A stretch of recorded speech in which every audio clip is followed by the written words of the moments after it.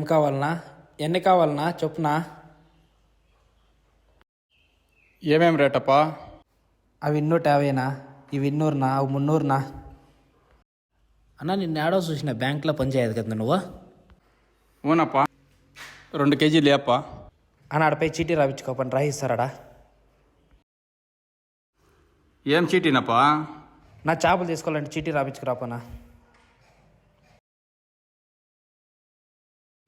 2 కేజీలకు ఒక చీటీ రాసి అప్పా.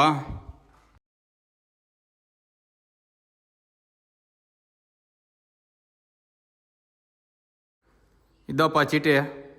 నా లంచ్ టైం నా చెరువుకి మేతకు పోయిండే చేపలు కంటి చేపలు ఇడుచుకొని రానా?